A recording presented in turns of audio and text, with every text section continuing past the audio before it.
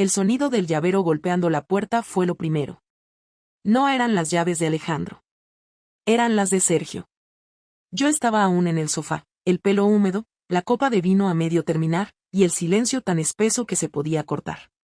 A esas horas, las 23:47 de un viernes en Sevilla, mi marido nunca debía volver tan pronto de un viaje.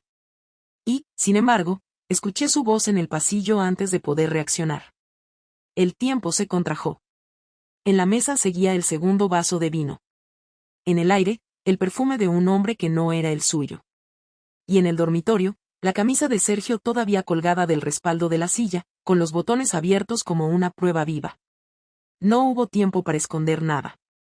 Ni el olor, ni la respiración entrecortada, ni la culpa que se me metió en la piel como una quemadura. Pero eso vino después. Porque antes de ese desastre, hubo meses de fuego contenido, miradas que sabían demasiado y una cadena de pequeñas decisiones que me llevaron exactamente a ese sofá, a esa hora, con el cuerpo aún temblando por alguien que no era mi marido. Todo empezó una mañana de abril, con el ruido constante de los ordenadores y un correo que no debía haberme hecho sonreír. Sergio era el nuevo encargado de obra, el tipo de hombre que hablaba sin filtros y que parecía disfrutar desafiando las normas invisibles. Nadie le decía que no. Yo tampoco. La primera vez que me esperó a la salida del trabajo no dijo nada. Solo encendió un cigarrillo y me ofreció uno. No fumo, pero lo acepté. Fue mi primer sí disfrazado de indiferencia. El segundo llegó una semana después, cuando me envió un mensaje a las 2 de la madrugada. No puedo dormir. Si tú tampoco, sal al balcón. Y lo hice. Me vio desde la calle. Levantó la mano. No necesitó subir. A partir de ahí, empezó el juego. Mensajes, encuentros breves, frases cortas que dejaban más aire que palabras. Todo rápido, escondido, preciso. No fue amor. Fue electricidad. Una droga que se toma sabiendo que va a doler. Cada vez que lo veía, sentía que la vida real se suspendía, como si el resto del mundo dejara de existir. Y cada vez que volvía a casa, el silencio con Alejandro se hacía más insoportable. Él no notaba nada, ni el cambio de perfume, ni el nuevo brillo en mis ojos, ni la forma en que me tocaba el cuello al pensar. Creí que podía sostener los dos mundos. Que el deseo y la culpa podían coexistir si los dos estaban bien medidos. Pero el deseo nunca se mide, solo explota. Esa noche, cuando escuché las llaves girar en la cerradura, supe que mi pequeño universo de mentiras acababa de colapsar. Y lo peor no fue que Alejandro lo descubriera. Lo peor fue cómo lo descubrió. Alejandro no descubrió la infidelidad porque yo dejara un mensaje o una foto. No hubo llamadas perdidas ni nombres desconocidos en el teléfono. Lo descubrió porque una persona se presentó en nuestra puerta, a plena luz del día, con la naturalidad de quien viene a saldar una deuda. Era un martes, a las 5 de la tarde, y yo estaba terminando de preparar un informe del trabajo. Llamaron al timbre, y al abrir, encontré a una mujer con una carpeta en la mano y una expresión tensa. Se presentó como Laura, encargada de personal de la empresa donde trabajaba Sergio. Dijo que necesitaba hablar conmigo unos minutos, que era algo urgente. No entendí nada hasta que Alejandro apareció detrás de mí, curioso, preguntando quién era. Laura entró sin esperar invitación. Abrió la carpeta y sacó varios documentos que colocó sobre la mesa del comedor. Me miró directamente y preguntó, ¿usted es Lucía Serrano? Asentí. Entonces habló sin rodeos. Dijo que Sergio había sido suspendido temporalmente por una denuncia de acoso interpuesta por otra compañera y que en su declaración él había mencionado mi nombre, asegurando que mantenía una relación íntima conmigo desde hacía meses, insinuando que no era la única. Alejandro se quedó inmóvil, apoyado en el marco de la puerta, sin decir nada. Yo sentí que el aire se volvió espeso, como si cada palabra pesara demasiado. Intenté reaccionar, decir algo, pero mi voz no salió. Laura siguió explicando que necesitaban mi testimonio, que debían confirmar si era cierto lo que él había dicho. Alejandro se adelantó y tomó los papeles, leyó una parte donde mi nombre estaba escrito claramente junto al de Sergio, en una lista de contactos personales. En ese instante comprendí que ya no había manera de negar lo evidente. El mundo que había mantenido oculto con tanto cuidado estaba ahí, expuesto, documentado, frío. Alejandro me miró sin moverse. No gritó, no preguntó, no se alteró. Solo me observó durante unos segundos y luego le pidió a la mujer que se retirara. Ella dudó, pero finalmente se marchó dejando los papeles sobre la mesa. Cuando la puerta se cerró, el silencio fue insoportable. Alejandro se quedó quieto mirando el suelo, y cuando habló, su voz era tan calmada que me dio miedo. Así que era cierto, dijo, sin levantar la vista. Me acerqué y traté de explicarle que no era lo que parecía, que no había sido algo planeado, pero él levantó la mano para que me callara. ¿Cuánto tiempo?, preguntó. Respondí casi sin pensar, 3 meses. Se quedó en silencio otra vez. Caminó hacia la ventana, la abrió, y durante varios segundos no dijo nada. Yo intentaba sostenerme en pie, pero sentía que las piernas me temblaban. Finalmente, habló con un tono seco, ¿tienes idea de lo que hiciste, Lucía? No solo me mentiste, me hiciste vivir con otro hombre presente en cada rincón de esta casa. Su voz no era de ira, era de incredulidad. Intenté acercarme, pero dio un paso atrás. No, dijo. No te acerques. Me senté porque ya no podía mantenerme firme. Le pedí que me escuchara, que había sido un error, que me sentía perdida, que necesitaba algo que no sabía cómo pedir. Pero él seguía sin mirarme. ¿Por qué ese hombre? ¿Por qué en tu trabajo, donde todos pueden saberlo, qué clase de respeto me tienes? No supe qué responder. Todo lo que dijera sonaba a excusa. Después de un minuto eterno, tomó los papeles de la mesa, los dobló con cuidado y los guardó en el bolsillo. Voy a salir un rato, dijo. Cuando vuelva, no quiero verte aquí. Me levanté de golpe, llorando, intentando detenerlo, pero no reaccionó. Salió cerrando la puerta con calma, sin golpes, sin escándalos. Ese control suyo dolía más que cualquier grito. Pasaron 2 horas. No supe a dónde fue. Me quedé sentada en el sofá, mirando la puerta, esperando escuchar sus pasos, imaginando que volvería a pedirme una explicación más. Pero no lo hizo. A medianoche escuché el sonido de su coche en el garaje. Entró, no me miró y fue directo al dormitorio. Cuando lo seguí, estaba guardando ropa en una maleta.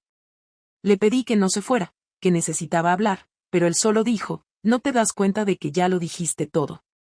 En un intento desesperado de mantenerlo, me arrodillé frente a él, llorando, rogándole que no me dejara, que lo que hice no tenía sentido, que no significaba nada. Él se agachó, me miró a los ojos y dijo con frialdad, entonces lo peor es que lo hiciste sin sentido. Esa frase me atravesó como una sentencia. No dormimos esa noche. Él terminó de empacar al amanecer.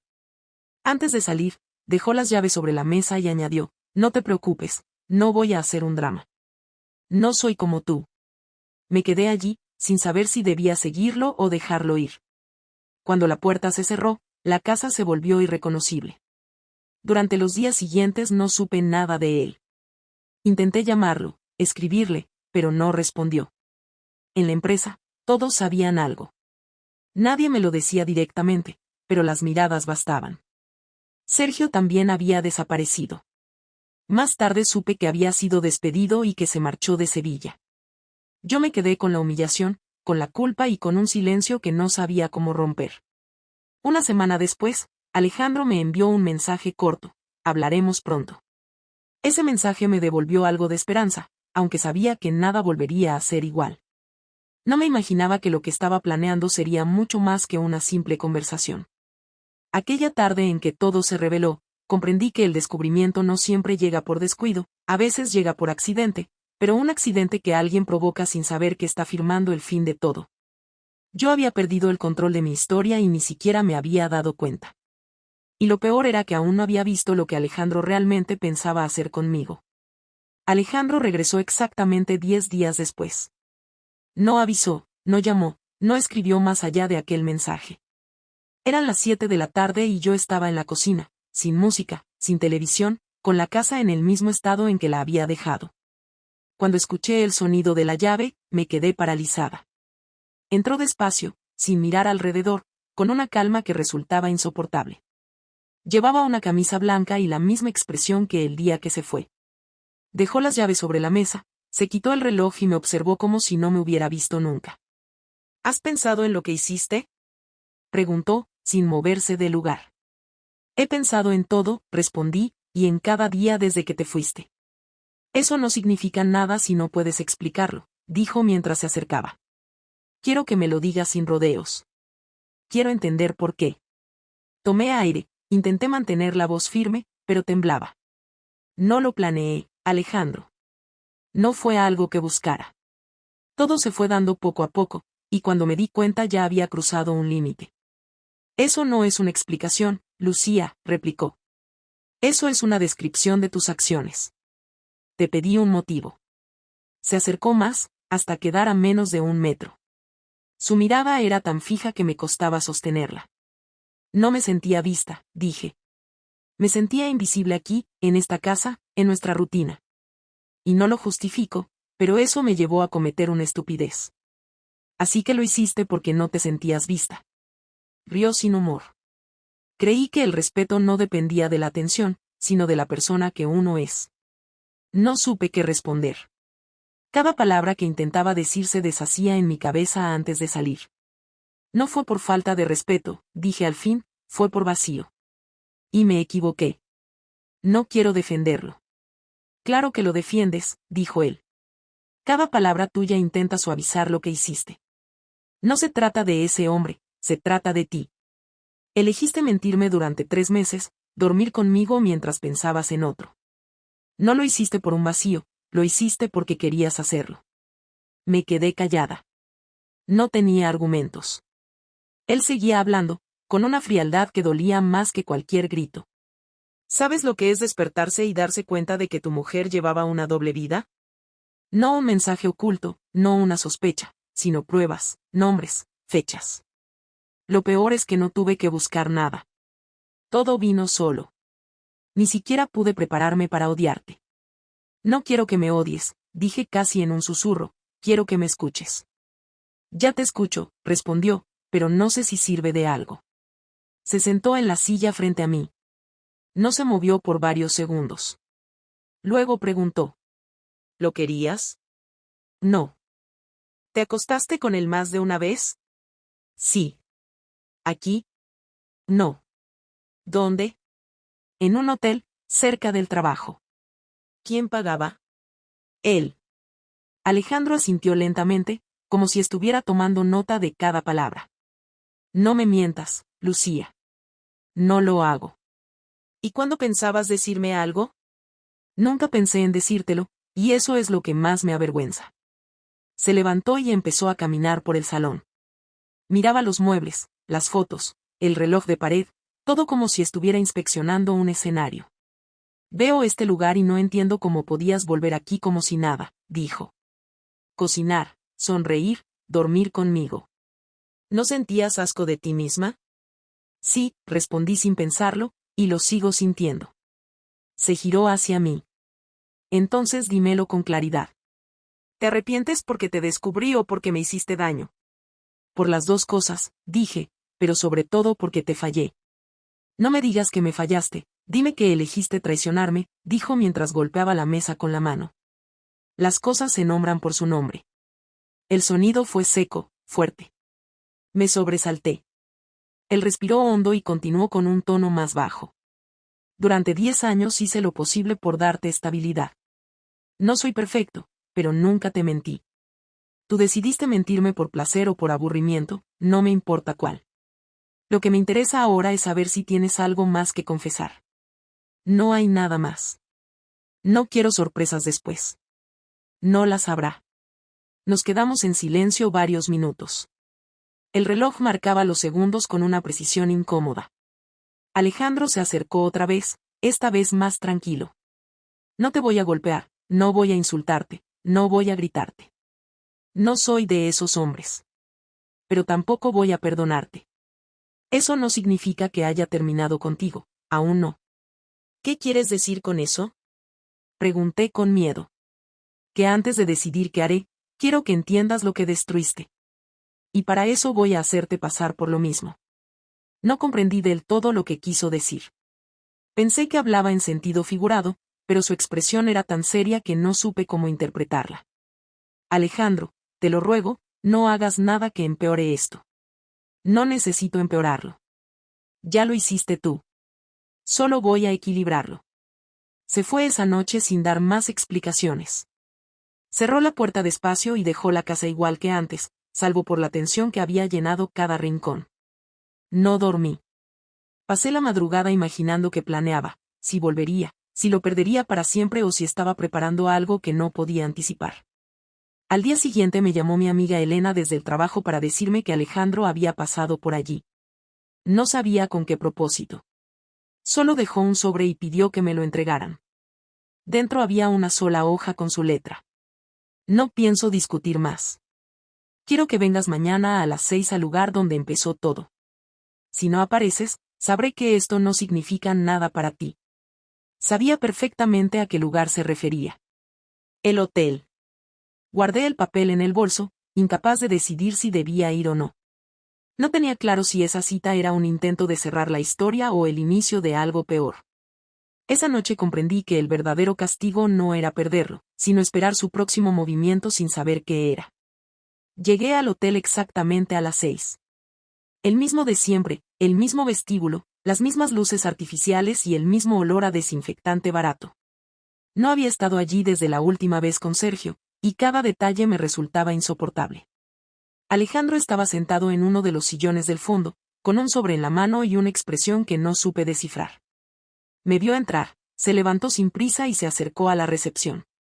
Saludó al recepcionista con la tranquilidad de quien tiene todo bajo control, pronunció mi nombre y dijo que había reservado una sala privada para una reunión. El recepcionista asintió, le entregó una llave y él me indicó con un gesto que lo siguiera. Caminé detrás sin decir nada, con la garganta cerrada y las manos frías. Entramos en una sala pequeña, con una mesa, 2 sillas y una ventana sin vista. Cerró la puerta con llave y colocó el sobre la mesa. Siéntate, dijo. Me senté sin discutir. ¿Por qué aquí? Pregunté. Porque este es el lugar donde empezó todo, respondió. ¿Y dónde va a terminar? Abrió el sobre y sacó varios documentos. Reconocí el logotipo de una agencia inmobiliaria y un par de impresiones de correos electrónicos. Los deslizó hacia mí. He vendido el piso, dijo sin rodeos. Ya no vivimos juntos ni tenemos nada en común. La mitad del dinero de la venta está en una cuenta a tu nombre. No quiero tu miseria, no quiero pleitos, no quiero verte pidiendo perdón por lo que ya hiciste. Pero hay algo más. Empujó otro papel. Era una autorización notarial con mi firma falsificada. Tardé unos segundos en entender lo que estaba viendo. ¿Qué es esto? Una prueba de que retiraste dinero de una cuenta común para pagar el alquiler de esta habitación. Y no tienes que preocuparte, no es real, pero sí convincente. Se la envié a tu empresa junto con la copia del parte disciplinario de Sergio. Les dije que había pruebas de una relación entre ambos que afectó a la empresa y que tú participaste en movimientos de dinero no justificados. Me quedé muda. No pueden despedirme por eso. Ya lo hicieron, dijo con una frialdad que me dejó sin aire. Recibirás el correo mañana. Me incliné hacia la mesa intentando entender si hablaba en serio. Alejandro, no puedes hacer eso. No tienes derecho. Tú tampoco lo tenías, respondió. No vine aquí a discutir moral. Vine a equilibrar las cosas. Tú me quitaste el respeto, yo te quito la reputación. Me levanté, temblando. Esto es una venganza absurda. No es absurda. Es proporcional. Yo no te insulté ni te expuse públicamente, pero sí te quito lo que más valoras, la apariencia de una vida ordenada. No sabía si llorar o gritar. Caminé por la sala intentando mantener la calma. ¿Qué ganas con esto? Gano silencio, dijo. Que no me busques, que no intentes arreglar nada, que no me nombres. Gano que sepas lo que se siente cuando el suelo se abre y todo lo que tienes desaparece. No me puedes destruir así, dije con la voz quebrada. Ya lo hice, respondió sin levantar el tono. No te voy a arruinar la vida, Lucía, solo te la voy a devolver en el mismo estado en que me dejaste, vacía. Se acercó a la puerta, guardó la llave en el bolsillo y añadió. No llames a mi familia, no hables con mis amigos, no intentes buscarme. Mañana por la mañana vendrá una empresa a recoger tus cosas del piso. Te recomiendo que no estés allí. Me quedé mirándolo, intentando encontrar algún resto de compasión. ¿Tanto me odias? No te odio. Simplemente ya no te reconozco. Guardó los documentos en el sobre, lo cerró y lo dejó sobre la mesa. Puedes quedarte con esto. Si quieres destruirlo, hazlo. Pero ya está hecho. Se giró para irse, y en un impulso me interpuse entre él y la puerta. No te vayas así. No puedes dejarme sin nada. Ya te lo dije, replicó. Tienes la mitad del dinero de la venta. Es lo justo. No hablo de dinero, dije. Hablo de dignidad. Eso debiste pensarlo antes, contestó. Le sujeté el brazo, y por primera vez perdió la calma. Se giró bruscamente, me apartó y golpeó la puerta con el puño, sin llegar a mirarme. ¿Qué querías, Lucía? ¿Que te pidiera perdón yo? ¿Que fingiera que no pasó nada? Tú lo empezaste aquí, y aquí termina. Salió sin mirar atrás. La puerta se cerró con un ruido seco, y el silencio que quedó fue tan denso que no supe qué hacer. Me quedé sola en la habitación, mirando los documentos, intentando pensar con claridad. Lo odiaba, pero al mismo tiempo entendía lo que había hecho. No lo justificaba, pero entendía el método. Había hecho con precisión lo que yo había hecho con impulso. Había planeado cada detalle para que doliera, pero sin ensuciarse las manos. Bajé al vestíbulo 1 hora después. El recepcionista me miró con incomodidad. Sobre el mostrador había un sobre más pequeño con mi nombre. Dentro había una nota escrita por Alejandro. Ahora estamos en paz. Esa frase me dejó vacía. No sabía si quería destruirla o guardarla. Salí del hotel sin mirar atrás, con la sensación de que había perdido más que un matrimonio. Había perdido el control sobre mi propia historia. Al día siguiente, el correo llegó tal como él dijo. La empresa comunicaba mi suspensión temporal por investigación interna. Llamé, intenté explicar que todo era un error, pero nadie quiso escuchar. En cuestión de horas, mi trabajo, mi estabilidad y mi reputación estaban destruidos. Recibí otro mensaje de Alejandro esa misma tarde. Espero que ahora entiendas. No respondí. No porque no tuviera palabras, sino porque ninguna servía para detener lo que él ya había decidido. Esa noche dormí en casa de Elena.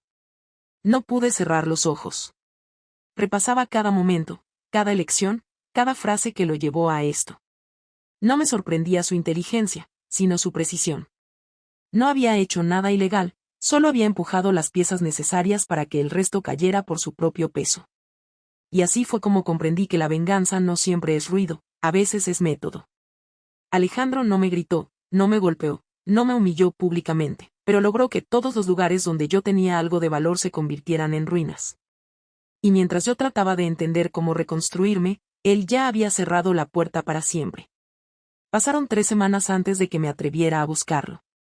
Durante ese tiempo intenté salvar algo de mi vida, pero todo se desmoronaba con precisión. En la empresa me notificaron el despido formal sin posibilidad de apelación. Los compañeros que antes me saludaban ahora evitaban cruzarse conmigo. La versión que circulaba era que había usado fondos de proyectos para gastos personales y que mi relación con Sergio había sido la causa de varios retrasos en las entregas. Nadie preguntó mi versión, nadie me dio oportunidad de aclarar nada. Intenté hablar con Sergio, pero había desaparecido. Sus redes cerradas, su número fuera de servicio, su piso vacío. Me quedé sola, con la reputación destruida y sin trabajo. El dinero de la venta del piso estaba en mi cuenta, intacto, porque ni siquiera sabía qué hacer con él. No quería tocarlo. Sentía que usar ese dinero era aceptar su castigo. Llamé a Alejandro 4 veces y nunca respondió. Le escribí un mensaje que decía simplemente que necesitaba hablar cara a cara, que no quería discutir, que solo necesitaba entender si su intención era dejarlo todo así o si aún quedaba algo que salvar. Pasaron 2 días sin respuesta. La 5ª llamada fue diferente. Contestó sin saludar. No sé qué más tienes que decirme, dijo con voz cansada. Quiero verte una vez más, le pedí, no para pedirte nada, solo para hablar. Ya está todo dicho. No para mí, insistí, necesito cerrar esto. Tú lo cerraste cuando decidiste engañarme, contestó, y durante un instante pensé que colgaría, pero después añadió. Mañana a las 7 en el Parque María Luisa. No esperes que cambie nada. Llegué antes de la hora. El sol empezaba a caer y había niños jugando en la distancia. Me senté en un banco y esperé. Alejandro llegó puntual, como siempre. Vestía sencillo, sin anillos, sin reloj, sin señales de su vida anterior conmigo. Se paró frente a mí y no se sentó. ¿Qué quieres?, preguntó. No vengo a rogarte, dije, vengo a asumir lo que hice, pero también a entender si realmente crees que todo lo que hiciste fue justo. Justicia no es lo que busco, respondió. Busco equilibrio. Equilibrio es dejar a una persona sin trabajo y sin nombre, dije. Eso no equilibra, destruye. ¿Y qué hiciste tú?, replicó. ¿No destruiste tú lo que teníamos? Lo mío fue consecuencia, no impulso. Se sentó al fin, pero sin mirarme. Alejandro, ya perdiste a la mujer que te traicionó, ya me quitaste lo que tenías que quitarme. ¿Qué más quieres?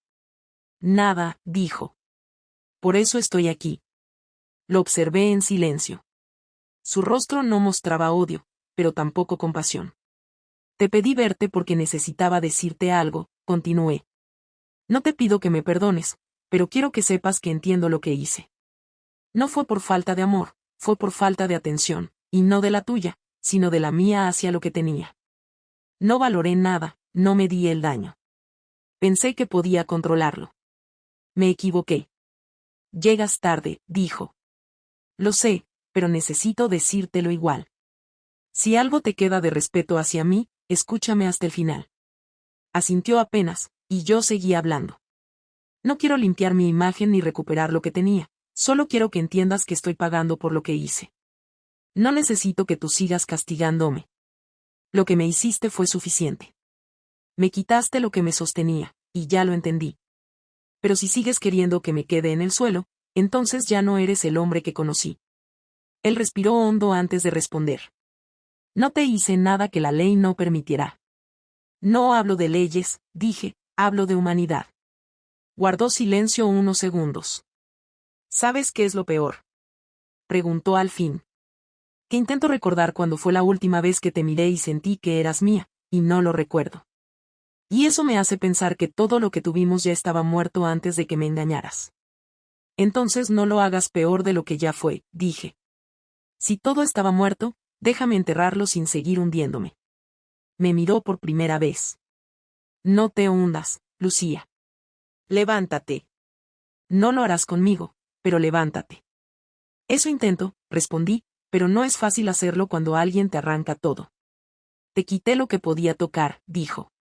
Lo demás depende de ti. ¿Qué pasa ahora?, pregunté. ¿Vamos a divorciarnos?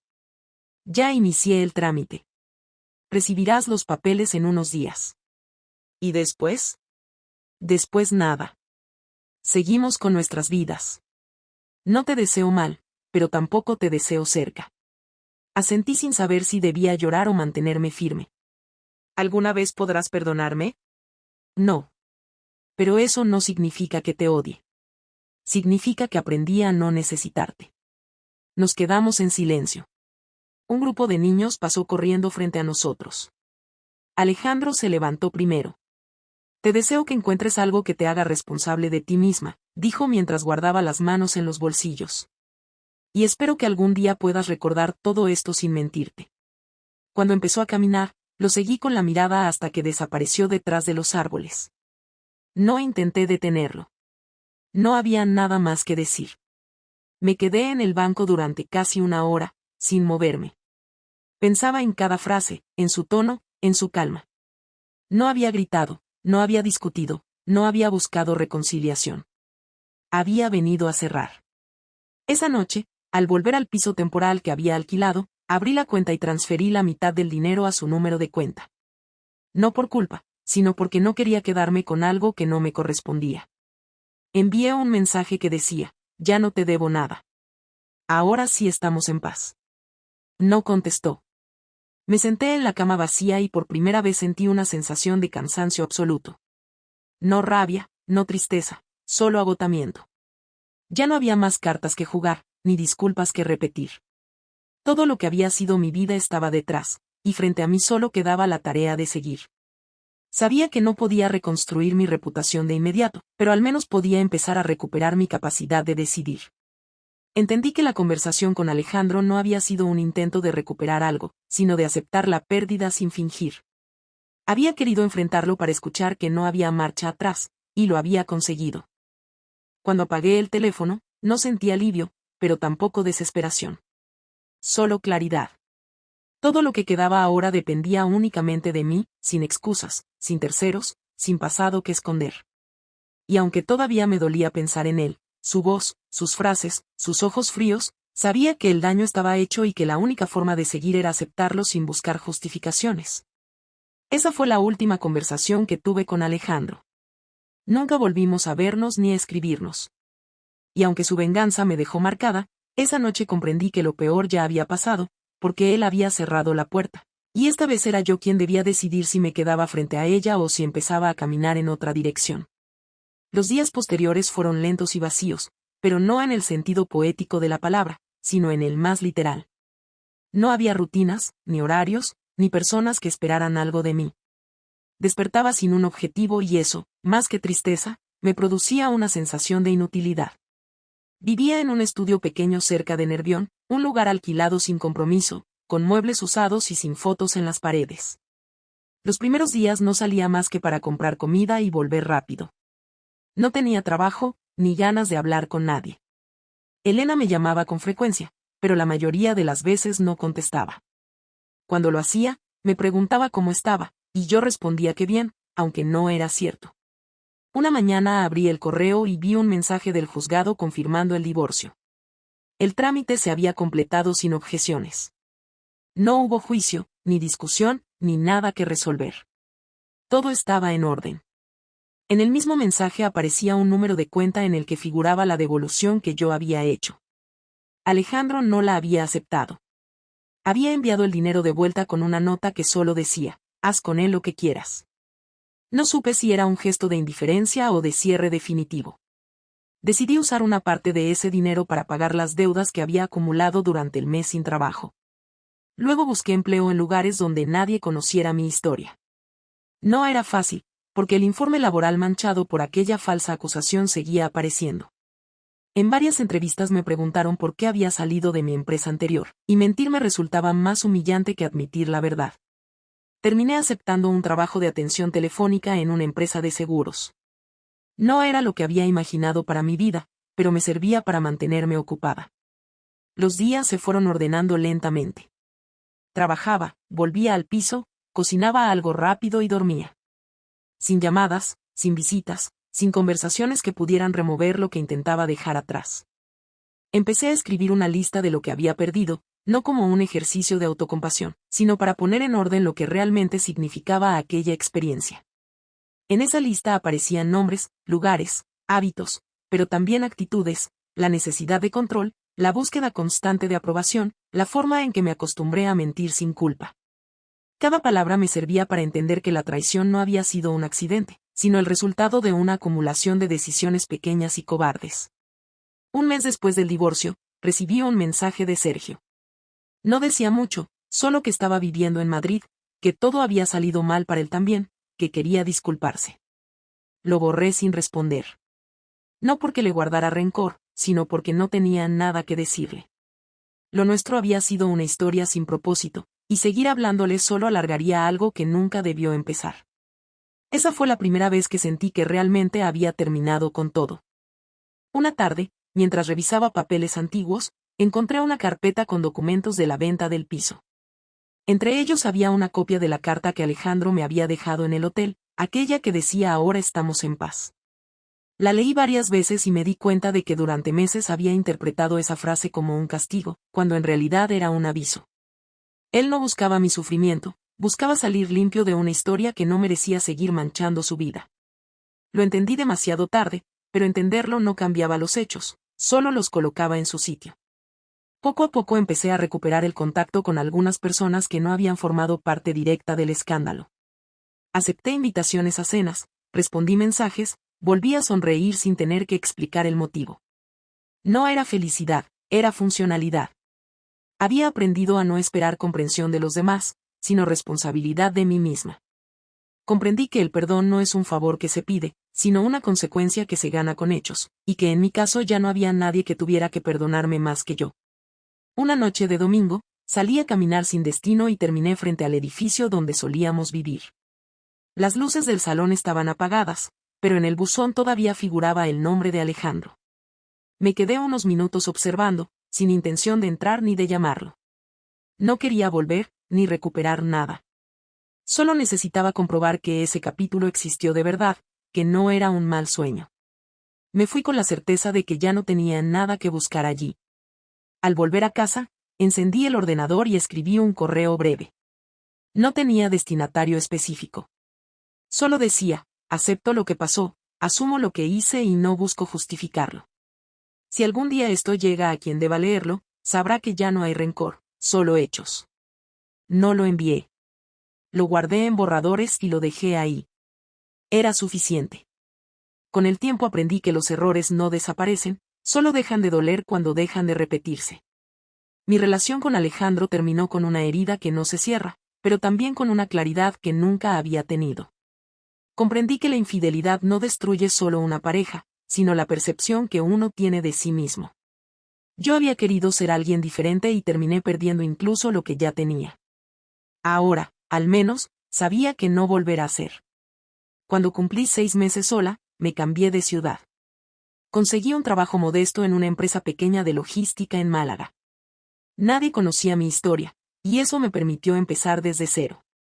No hablo de redención ni de nuevos comienzos gloriosos, sino de una vida ordenada por la necesidad de no repetir los mismos errores. No busqué pareja, no intenté llenar ningún vacío. Aprendí a estar sola, a no depender de la validación de nadie, a no confundir deseo con libertad. De Alejandro nunca volví a saber nada. Supe por un conocido que se había mudado a Valencia y que trabajaba en una empresa internacional. No necesitaba más información. Era suficiente saber que había seguido con su vida, igual que yo. No esperaba reencuentros ni cierres pendientes. Lo nuestro terminó de forma definitiva y así debía permanecer. Ahora, cuando pienso en todo lo ocurrido, no me considero una víctima ni una villana. Fui ambas cosas en momentos distintos. Aprendí que el daño no se mide por la intención, sino por el resultado, y que el arrepentimiento solo tiene valor si se convierte en acción.